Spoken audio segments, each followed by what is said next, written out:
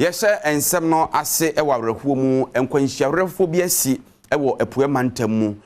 apedwan kwanta ede ekoche bi kwantempɔ no so kai bia kobu afaso ama nipa miensa afemu ahwere mu nkwato yemu hɔ no a afoforo so preprade mu ɔden eba ne sɛn sika bia koso anua a kyese nua no wamfa mara kwan so ne so ayenti no sɛ ehumrika tentani ade ene nam so man kwanhia no ba yemfa asɛm no emu enkyeremu entɔso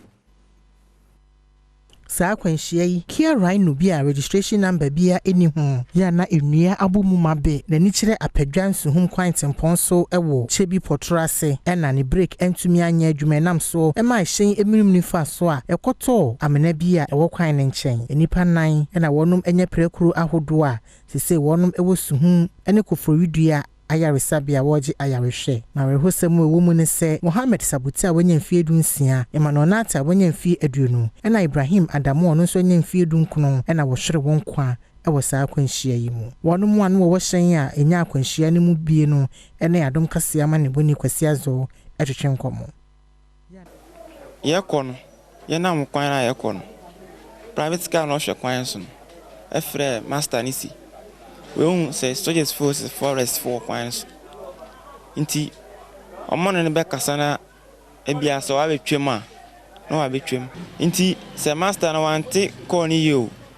so officer soldiers fun momba officer bi omba betake no inti speed no de ba no sa speed na ori ankoko tete o baby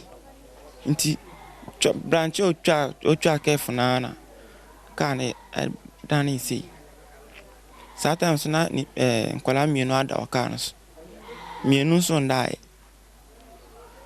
itienso ye tu ni at front nti tama kane dani no me driver na mehu bi ofai Anthony Kuju Kenny eye Emmanuel Nata wo hwere ne nkwa ebusua panyini wodana di se ebusua no ene police for edinsa wo so se ne be ya wobagye amu no akokora na ewose yako siadi na case no one same no na ewose ono so no yako ne nchen ti no no apedwa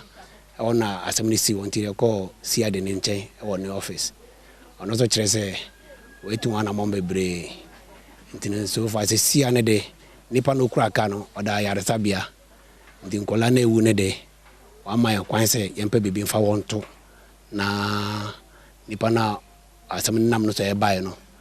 obeko Kufudia hospital ene na o prepare document say case ni ebeko court